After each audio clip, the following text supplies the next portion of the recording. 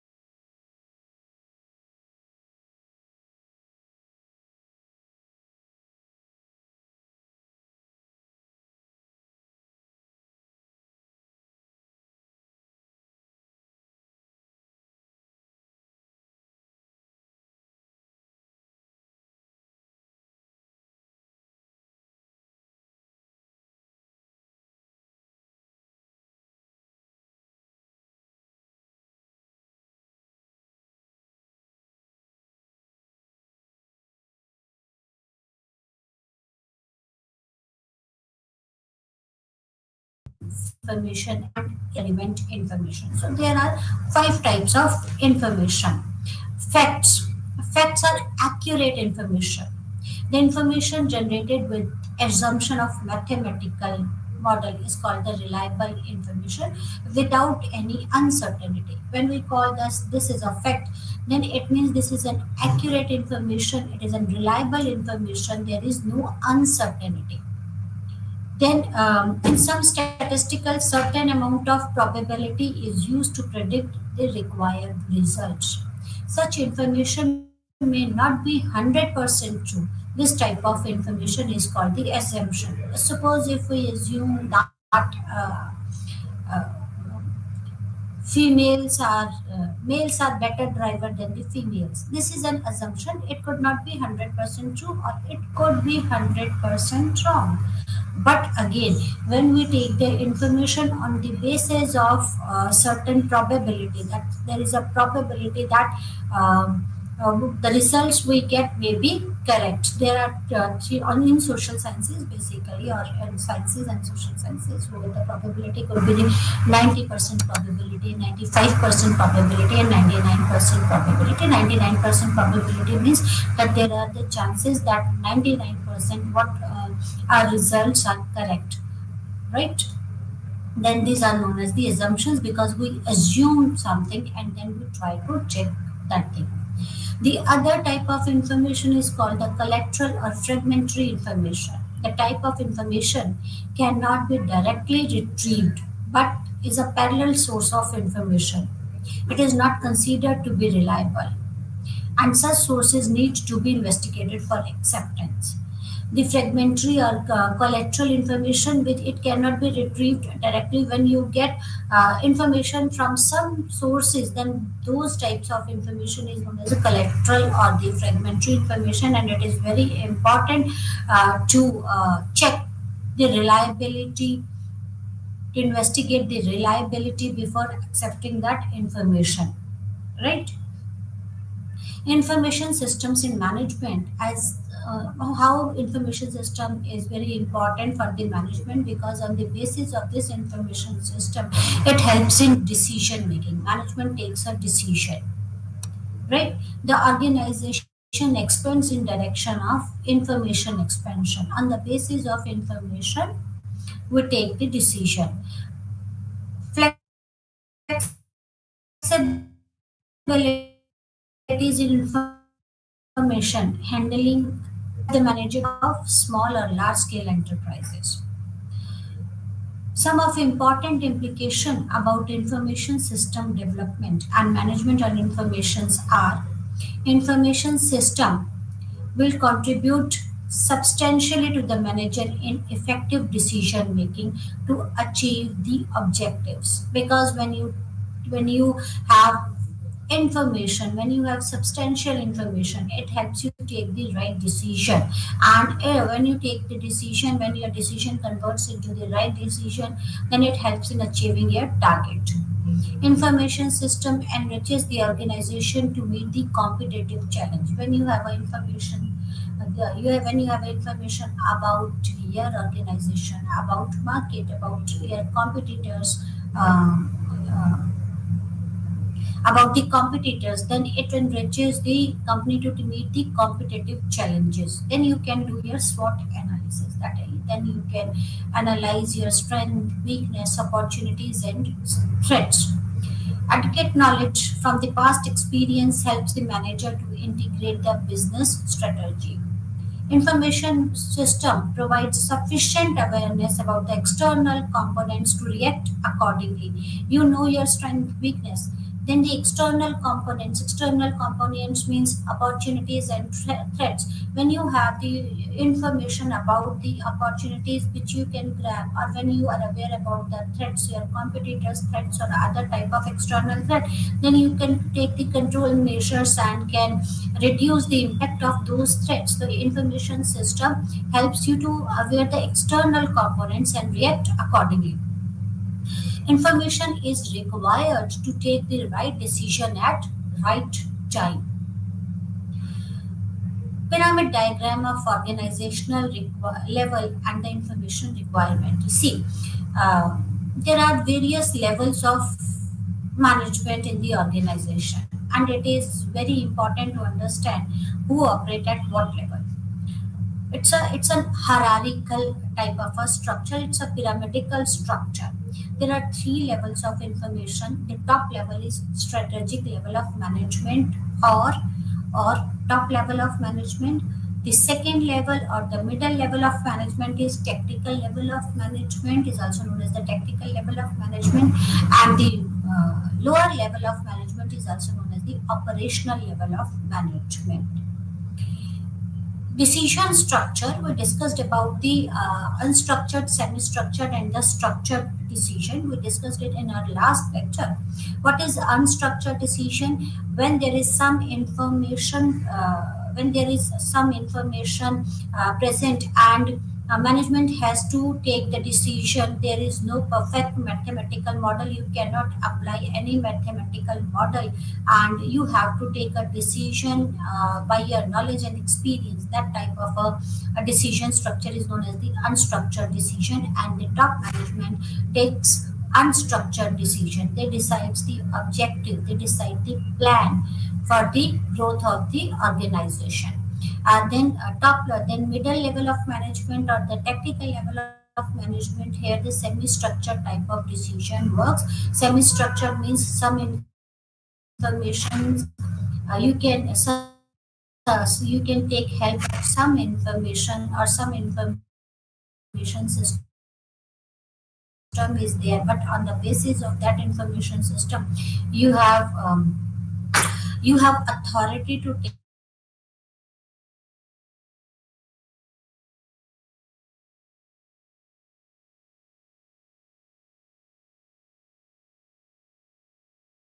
take the decision. Let me explain it with the example in an shop or from their outlet.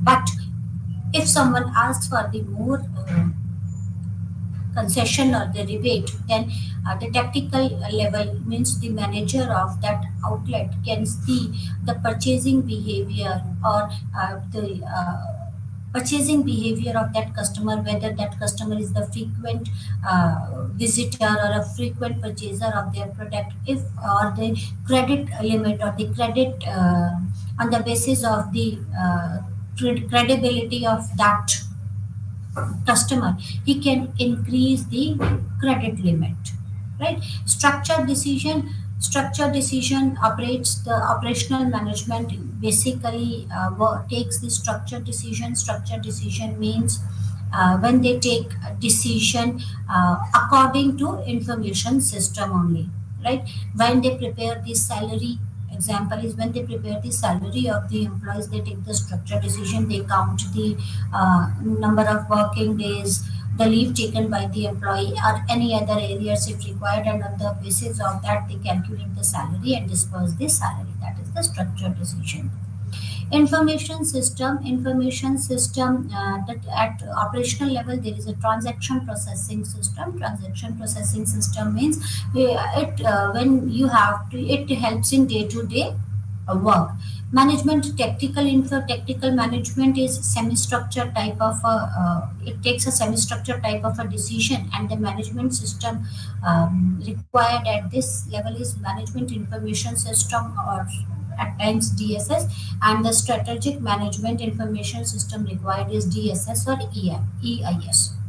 When we classify the information system, we can classify the information system into two groups: operational support system and management support system.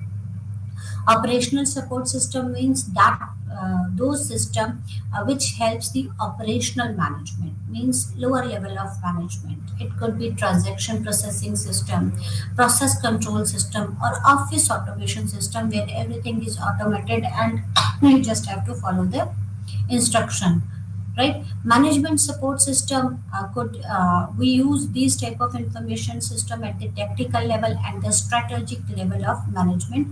It is management support system could be like management information system, decision support system, or executive support system. Major types of information system. There are major types of information system. That is, at the strategic level of system, we use ESS, Executive Support System. Actually, it is 5 years operating plan when the top management decides the objectives, plans for a longer duration. So ESS helps in developing the operating plans, the budget forecasting, and the profit planning. It helps in profit planning, manpower planning, and the sales trend forecasting. So all these ESS helps in all these things. Then comes the MIS and DSS, and this we use MIS, Management Information System, or DIS, basically at technical level of management system. Like MIS, like a sales management system is MIS type of a system. Inventory control system is MIS key. MIS is, it is semi-structured type of a decision when our inventory moves. It gives us the information, or it automatically places the order and generate the order and everything. Then annual budgeting system is MIS type of a system. Capital investment analysis, relocation analysis. DSS, decision support system, could be like sales region analysis, when you have to analyze the region. If you want to expand your market area, then DSS helps you to take the decision where, in which market you could expand, or in which market there is a demand for your product. Then production scheduling. DSS helps in production scheduling, means it helps to take the decision how can we use our tangible and intangible resources, how to use the manpower and machinery so that we can get, how to efficiently use our resources, tangible, intangible resources, to get the maximum output. DSS helps in that. Then the cost analysis, DSS helps. Pricing or profitability analysis, we use DSS, and contract cost analysis, DSS helps. Then comes the knowledge level system. Knowledge level system like KWS, engineering workstation, graphic workstation, managerial workstation, word processes, document imagining, and electronic calendars. Then comes the operational level of system. Operational level of system, basically we use TPS, transaction processing system, like machine controls, securities, payroll, compensation, because there is a fixed scenario to calculate the payroll, to calculate the compensation, right? Order tracking, whether order has been placed or not, when to place the order, plant scheduling, accounts payable, and training and development, right? All these are TPS type of a system. Order processing, material movement, cash management, employee record keeping, all these types of a system helps the management, different levels of management, to take the decisions. Operational management level is concerned with performing day-to-day business transaction of the organization. It includes cashier at the point of sales, bank teller, nurses, right? Users at this level use user at this level takes structured type of a decision, means there is a defined rules, and that guides them to take the decision, how to take a decision. Then comes the tactical management level. It is dominated by the middle level of the management, like the heads of the department, supervisor, etc., right? It usually oversees the activities of the user. At operational management level, they oversees the activities of the operational management level, and they make semi-structured type of a decision. Semi-structured, as I told you, what is semi-structured type of a decision? That is partly based on the set of guidelines and the judgmental calls. There are the guidelines, but you can take a judgmental calls, right? Then the strategic management level, this is the most senior level of the organization, and they take unstructured type of a decision. They are concerned with the long term planning of organization. They use information from technical manager and external data to guide them when making unstructured decisions. Transaction processing system. Transaction processing systems are basically used to record day-to-day business transactions of the organization, and they are used at the operational level of management.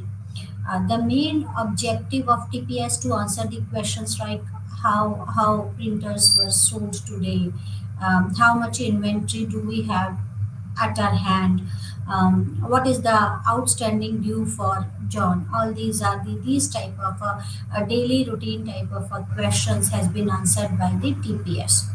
Right, by recording day-to-day business transaction, TPS system provides answer to the questions in a timely manner. The decisions made by the operational managers are routine and highly structured, and the information produced from transaction processing system is very detailed. Operational manager, the decision or the decision made by the operational management are routine type of a decision. They are a highly structured type of a decisions, and at times uh, the output of TPS works as an input for MIS or DSS. Right. Then comes management information system. What is management information system? Management information system or MIS are used by the tactical managers, tactical level of management, to monitor the organization's current performance status. The output of the transaction processing system is used as input to management information system. The output, as I told you, the output of TPS work as an input for MIS, right? It analyzes the input with routine algorithms. They aggregate, compare, summarize the results produced by the reports that tactical managers use to monitor, control, and predict the future performance. As MIS, the operating level inputs daily routine type of a data, and the output of MIS work as an input for MIS, and MIS analyzes the input given in the input, and it input routine algorithm. It compares, it aggregates, summarizes the results and the reports, and produce the reports required by the technical management to monitor, control, and predict the future. For example, if we want to find out find out the point of our sales system, that which product, there are the n number of product, which product is performing well, and which one is not performing well. The information can be used to make further inventory orders, whether to whether to increase the ordered quantity of the well-performing product, or reduce the order of the product that are not performing well. So MIS helps in taking these types of decision. Example of management information system includes the sales management systems. They give input from the point of sale system. It could be budgeting system. It provides an overview how money is spent within an organization for short and long terms. Then the human resource system, it tells about the welfare of employees, staff turnover, remunerations, etc. Then the tactical managers are responsible for semi-structured type of a decision, right? They take there are certain guidelines which guides the manager to take the decision, but they can make a judgmental call. Then comes the DSS, decision support system, are used by the senior management to take the non-routine decision. And the external support system, the main objective of DSS is to provide a solution to problems that are unique and changes frequently. It answers the questions as as what would be the impact of employees' performance if we double the production lot at the factory? Will it impact positively or negatively to the employees? What would happen to our sales if new competitors entered in the market? Our decision support system use the sophisticated mathematical models and statistical technique to provide solution. They are very interactive, and DSS includes like financial planning systems. What is financial planning system? It helps the manager to evaluate the alternative ways of achieving the goals. Bank loan management system. It helps to verify the credit of loan applicant and predict the likelihood of the loan being recovered. Right? What is decision? Decision, as I told you, what decision making? What is decision making? How you take a decision? It's a cognitive process. Decision making is when on the basis of the problem, when you make n number of options, and from selection of the best available selection of the best alternative from the available alternative is a decision making, right? And you create this n number of alternatives. um, there is a cyclic process of decision making, and through this cyclic process you come up with the n number of solution, and you choose the through this cyclic process only you choose one of the best alternative from the available alternatives, implement it, and then you take the decision, right? Systems development life cycle. Now, system development life cycle, this is another topic which is very interesting and required. IS is what? Information system. And information system, when we have to develop an information system, and to develop an information system there is a life cycle of a system development, right? There is a life cycle of a system development, and the goal of this information systems life cycle is to keep the project under control and assure that system produced is satisfy the requirements. So, what is when we need an information system, we have to develop a system, and there is a life cycle of a system development. Why is it required? Why the life cycle of system development is required? It is required to keep the project under control so that we should not miss our target and assure that it meets the requirements of the client. The system life cycle is the oldest method for building information system and is still used today for complex, medium or a large system projects. It is the oldest method for building this cycle but still in use. There is a standard methodology for development of information system which SDLC follows, right? Traditionally, SDLC was strictly sequential. The software developers had to first complete the previous phase, then start the next phase. There is a complete life cycle, and it's a sequential type of a life cycle. And previously it was required for the developer to complete the previous phase before starting the next phase. If you want to start the next phase, then their previous phase should be complete because that phase work as an input for the next phase.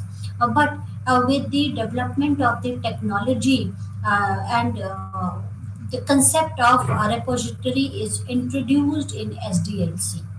Repository means where you store the information, where you store something. Repository is included in this SDLC, and then it is known as the fast SDLC methodology, and where work is done across the shared repositories. But with the development of concept of repository, it is not required to complete the previous phase before starting a new phase. The developer can work simultaneously on two phases. It means repository means that all the inputs and output of the phases must be stored in repository. That is the input phase as well as the output phase of each and everything must be stored in the repository. And Anytime developer can backtrack to the previous phase. They can also work on two phases simultaneously. One can go back and make the changes if required, and simultaneously can work on the another phase. This is the life cycle, SDLC life cycle. There are the seven stages of SDLC, system development cycle. The first stage is the planning stage. The second stage is analysis stage. Third stage is design stage. Fourth stage is development stage. Fifth is testing. Sixth is integration stage, and seventh stage is known as maintenance stage. So this is the stages of SDLC, system development. These are the stages of SDLC, that is the system development life cycle. Mainly consist of the seven phases. They are also called as the SDLC stages, phases, or steps, whatever you want to say, right? Phases is project identification and selection. That is product identification and selection. Then project initiation and planning, analysis, then designing, logical designing, physical designing, implementation, operational, and management. See, as in this diagram, this designing, development, and testing phase, it comes under the logical physical stages, right? It covers logical and the physical stage. Then comes the implementation and maintenance stage. So you can say whether it's a logical design phase, physical design phase, analysis phase, or designing development. Project a first stage of this is SDLC's project identification and selection. What does this mean? The project identification and selection. In this stage, we try to answer the question: why do we need a new system? What is the requirement of a new system? Project identify. We try to identify the need of the client. What do we want to accomplish? What is our objective? Why do we need a new system? Until and unless it is clear to a developer or to the developer or to the client, why do we need a new system? You cannot develop a good system. So important thing is, first of all, identify and select the project. Why do we need a system? Why do we want to, and what do we want to accomplish?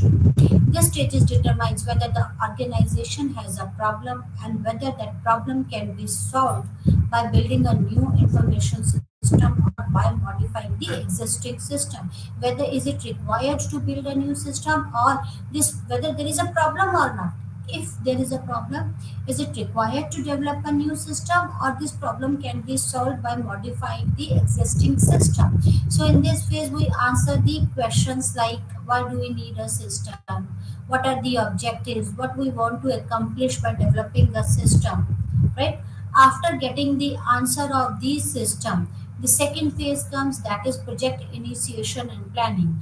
After getting the answers, what are the objectives? Why do we need a new project? We initiate a project and we make a plan how our project will run. The critical step at this point is determine the scope of proposed system. What is the scope of proposed system? What they want to cover? Whether this project is for this project is related to the operational management, technical management, or the strategical management. It covers all, or it covers a specific level of management. What is the scope of the project system? Why the company needs that project? That thing.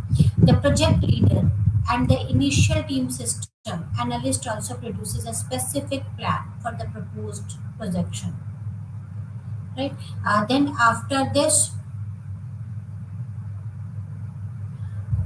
after determining the scope of a proposed system, the baseline of the project plan customizes the standard SDLC and specify the time and resources needed for the execution of the project. How much time required to complete the project? What all resources do we need to initiate and to complete the project. So project initiation and planning phase, we make all the plannings with project initiation. Before, first of all, we identify the problem. What is the problem? After identification of the problem, we initiate our projects and make a plan what all resources are required to accomplish the project, how much time is required to accomplish the project, is it feasible to complete the project. Then comes after making, after planning, there comes the analysis phase. What is this analysis phase? Analysis is the next phase. uh, Analysis phase has several sub phases. Analysis phase is quite complicated phase, and if you might have heard about the system analyst, system analyst is required for this analysis. A system analyst, a well versed guy, a well versed IT guy, and who has a good communication skills, work as a system analyst. And the work of the system analyst is to analyze the requirement, or to get the requirement of the, to understand the requirement of the client, right? So it includes many subphases, several subphases. The first requirement is determination. In this subphase, system analysts work with the user to determine the requirements and expectations of a user for a proposed system. As a system analyst, the first phase or the sub phase of analysis, because analysis is a phase.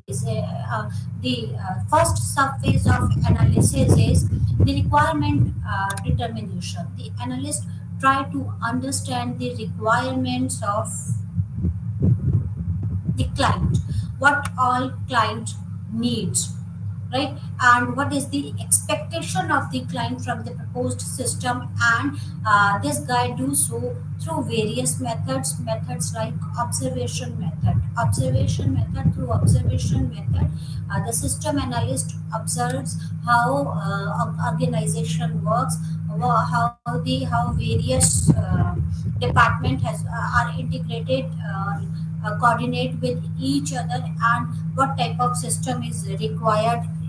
Through observation uh, through observation method, system analyst uh, analyzes or determine the requirements or the expectations of user, right? Observation method is one of the best method to analyze the requirements. The second method could be questionnaire method. We use the questionnaire method when the number of participants is high, and when the participants or the stakeholders are high, and we want to know exactly what they want, what they expect from the organizer, from the systems. Then there could be the questionnaire type of a method. The analyst make a questionnaire and give and distribute that questionnaire to the stakeholders, and stakeholder answer those questions, and then the analyst analyze those questionnaire and came to know about the requirements or the expectations of the user. Then third method of system of getting the system requirements could be interview type of a method. When stakeholders are lesser in number, or when there are few stakeholders, then the analysts try to get the answers through conduct the tries to then the analyst conducts the interviews and tries to get the answer of the question, so that he could understand what all is required, what all is expected by the organization, right? And through these methods, uh, the system analyst try to analyze the problem of the existing system in detail. What is the problem? Is there, if there is any existing system in the organization, what is the problem of the existing system? It identifies the objectives to be attained, right? How the existing problem can be solved, what are the objectives of the, because the problem which has not been solved by the previous information system. Now obviously, uh, Management wants to get the answers or to solve that problem. So it describes the alternatives. In this stage tries to answer the question: what do the existing system do? What are the strength, weakness, trouble spots, and the problems of the existing systems?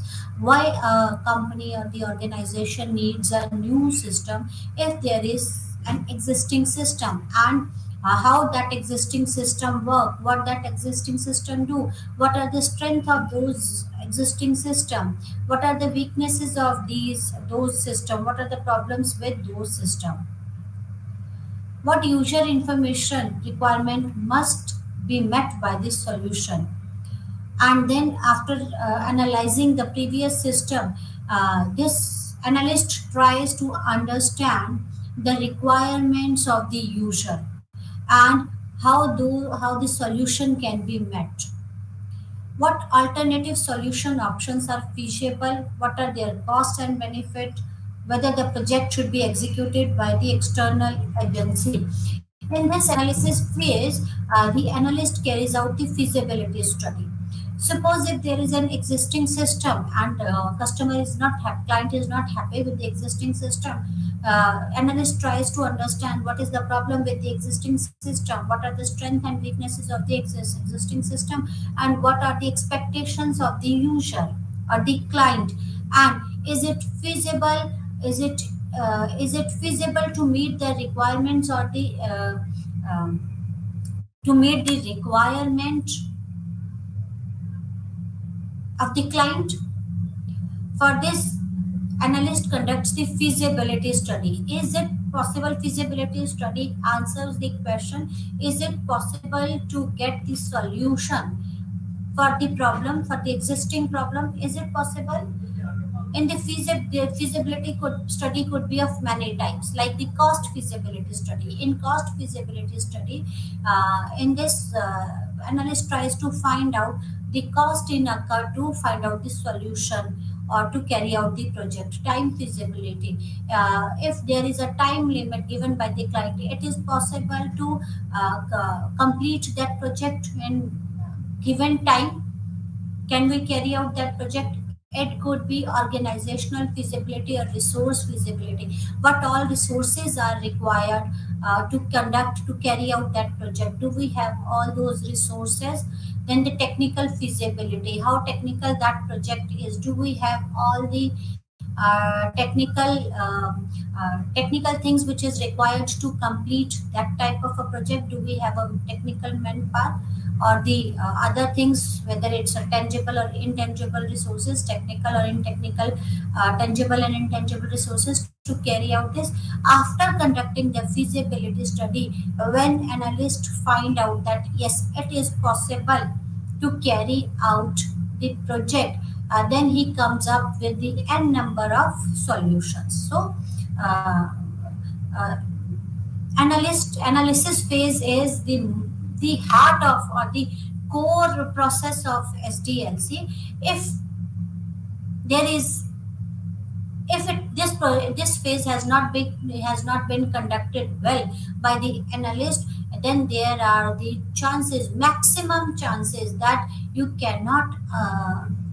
will not be able to achieve the objectives or meet the requirement of the client. Then your project, there are the chances of failure of the project. So this is very important phase. System analysis phase of SDLC is important phase, because on the basis of this, developers develop the project, carry out the further work. In system analysis, the analyst makes the charts, flow charts, diagrams, and these diagrams, charts, flow chart has been handed over to the developer, and on the basis of these charts, flow charts, diagrams, developer develops the project, makes a logical design, and then the physical design. If there is any mistake, if the analyst has not conducted the analysis phase well, if there is any mistake in the diagrams, flow chart, and the designer will develop the project according to the diagram, then definitely that project will be the faulty project and will not be able to meet the requirement of the clients. So this is the crucial step. Second step, that is the first step. It was the third step. The first step was the identification of the problem. Then, after identifying the problem, we carried out the planning process, whether we have the resources to carry out the project, we have a time to carry out the project. Then after planning, analysis phase comes, and this is the one of the crucial phases of development. The whole project depends on the analysis phase. If this phase has not been conducted well, then the chances of failure of product increases. After analysis phase comes the logical designs. What is logical designs? This logical design layouts the component of a system and their relationship to each other as they would appear to user. Logical design means uh, it it uh, it is basically carried out on paper. It lays out the relationship of the components with each other and how it would be appear to the user. Suppose, let me take an example of students, right? I want to make a database of students related to the student. I want each and every detail of the student should be there. That is the enrollment number, name of the student, that is the personal details of the student, then the academic details of the students, how he performed academically, and then whether he has taken the all the documents or everything related to this. Then this logical design layout the components, the relationship between the components, how the personal details are related to the academic details, and how academic details are related to, say, documentation details, right? To the fee accounts department, how it is related to the accounts department, whether the student has paid the fees or not. So all these things are important. Logical design. It specifies what the system solution would do as opposed to how it is actually implemented physically. How it shows, it specifies the logical design specifies how this system will do, how it is actually implemented physically. It describes the input output processing functions to be performed, business process, data models, and controls. It shows diagrammatically, it depicts diagrammatically that it describes diagrammatically, it describes the inputs, it describes the output, how those input will be processed to give the output, how your business procedures will be carried out, how they are linked with each other, what is their data models, what are the controls, right? Control specifies standards for acceptable performance and methods for measuring the actual performance in relation to these standards. Means whether your objectives have been met, whatever required by the client, is our product is able to deliver what is required by the client. Logical design concentrates on the business aspects of the system. Various standard charts, diagrams are prepared by the system analyst to illustrate the data flow processing step for further use. And then comes the physical design. After logical design, as the analyst makes the logical design, as I told you, that this diagram has been these flow chart, procedural charts developed by the analyst has been given to the designer, and on the basis of this, these diagrams, developer develops the physical designs, actual design. That is, the physical design is process of translating the abstract logical model into specific technical design for a new system. On the basis of those flowcharts diagram, the developer translates the abstract logical model into specific technical designs of the new system. It produces the actual specification for hardware, software, physical databases, input output media, manual procedure, and specific control. Right.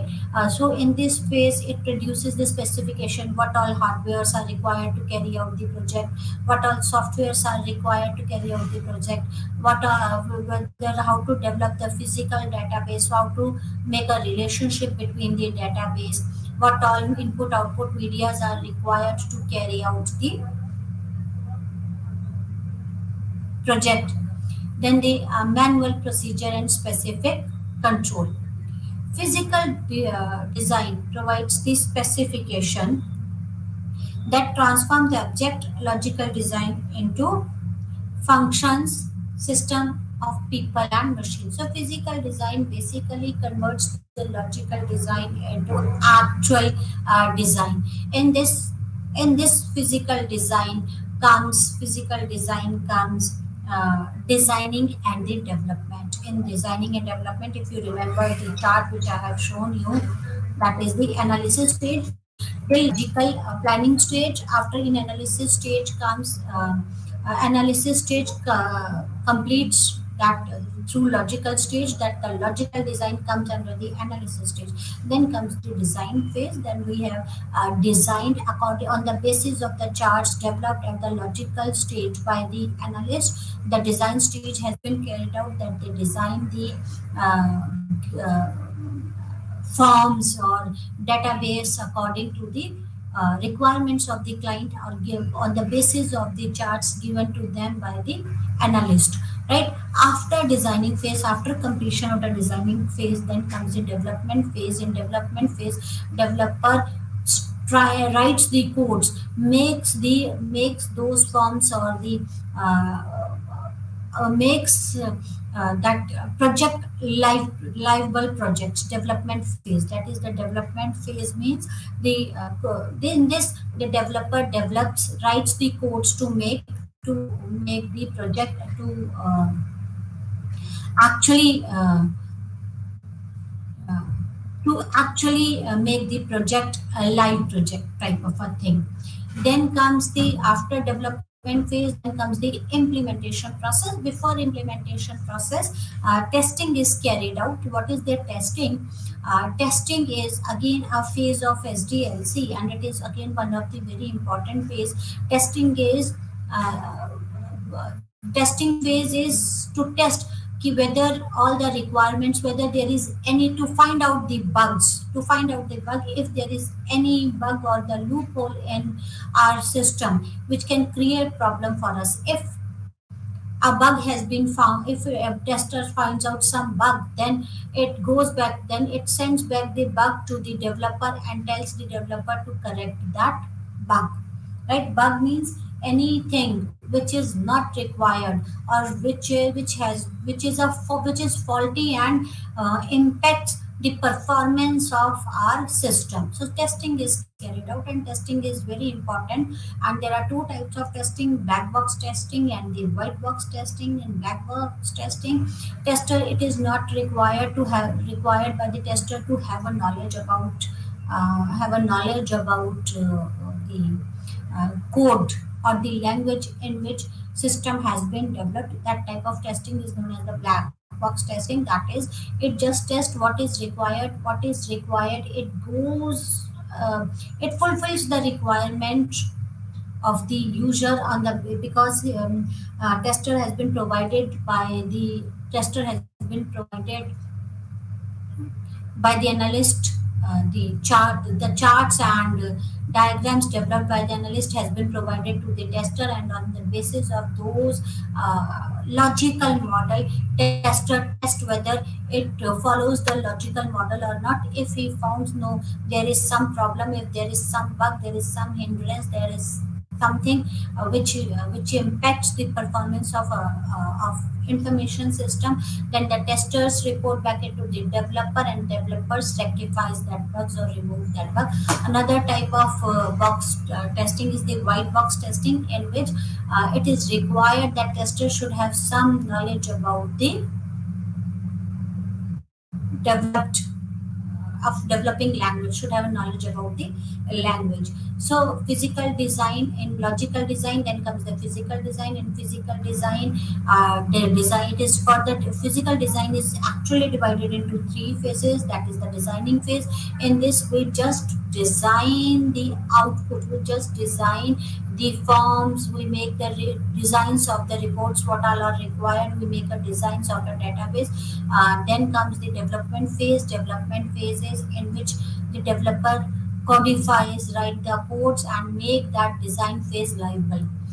Then comes the testing phase. After the development phase, the tester test whether the developer has whether the developer has written a right code or not. If there is any bug means if there is anything which hampers the activity or the performance of the project, whether the project meets the requirement of the project, it follows the whether tester test whether it follows the developed project follows the logical sequence. If it follows the logical sequence, then it is perfect. Otherwise, there is a bug and tester reports it to the developer. After testing phase comes the implementation phase. When there is no bug, the implementation process is the process of putting a system into operation in an organization. That is implementation means when we implement that project into the organization. That is the implementation phase. During implementation, system specification is turned out into the working system, that is tested and put into use. When we start using that, we implement that project after testing. When after testing, then comes the implementation phase. In implementation, we implement the developed project, and this implementation is carried out in various ways. It could be we can implement the project as a pilot project. Pilot project means instead of implementing the whole project for the whole organization, we implement that project for a certain period of time for a certain department, and that department checks whether it meets the requirement or not. That is when we implement a project for a smaller area, that to check whether there is any bug or not, whether it meets the requirement or not. That type of project, that type of implementation is known as pilot implementation or the pilot project. Then there could be the parallel implementation. Parallel implementation means we are developing a project simultaneously. We are implementing that. Project We are implementing that project, and we are giving that project to the client to check if there is any bug or not, if there is whether it meets the requirement of the client or not. If it meets the requirement, then we implement that project for the whole departments or for the larger area. If client is not satisfied, then it goes back to the uh, developer or to the developing company, and then the developer again rectifies it according to the requirements, right? So implementation phase is very important. After implementation comes the maintenance, operation and maintenance. After user have accepted the new system, this phase can be divided into ongoing operation and support and maintenance phase. Ongoing operation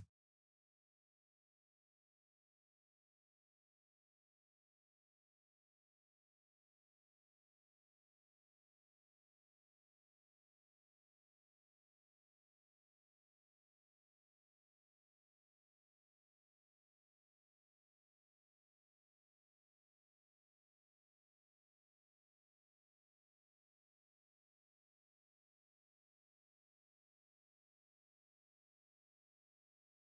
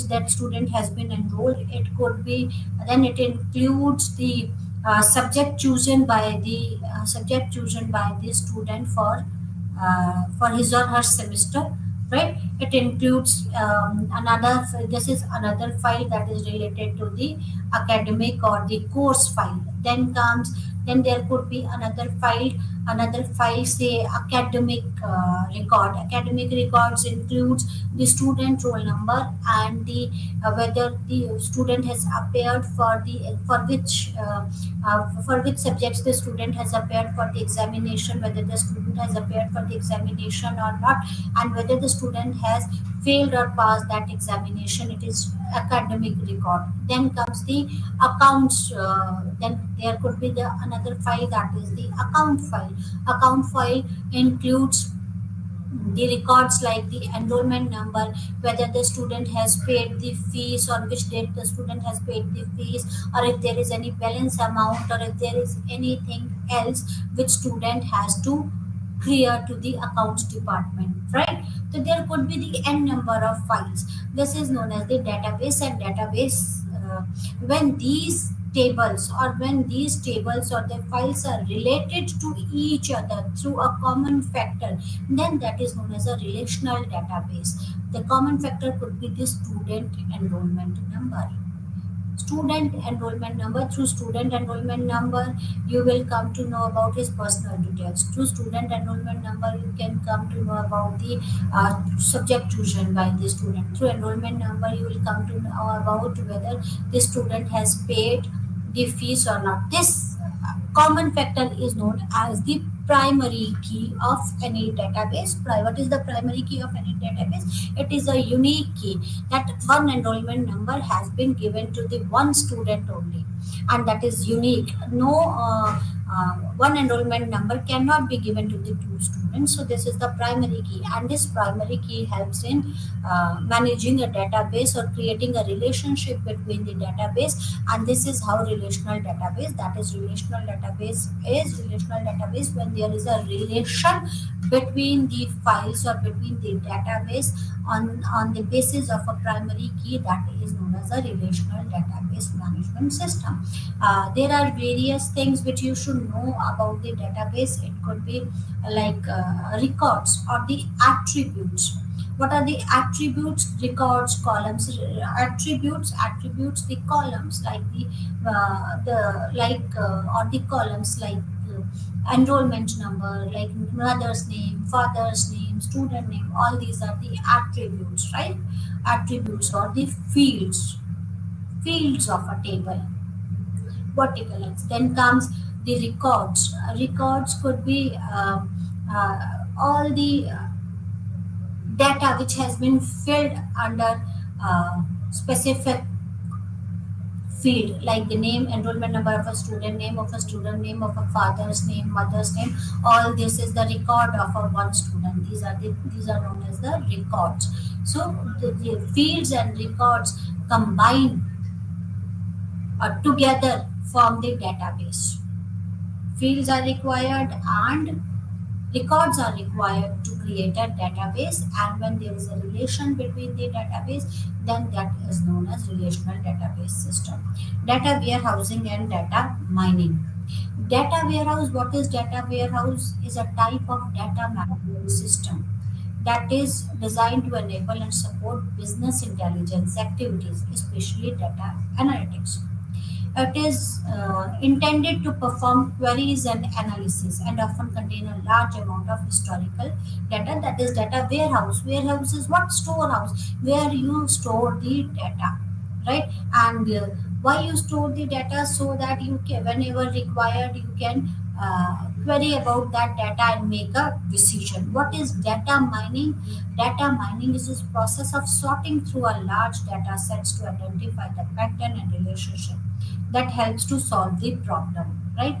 Suppose if you have a custom history of calling customer service with a complaint, the service provider can offer them a discount or other incentive to keep them from leaving, and this is no one has business retain the customer. Data mining is when you mine out the data, the required data from the warehouse, that is known as data mining. That's all for today. Thank you very much. Till then, Namaskar. In next lecture, we'll start with a new topic. Namaskar.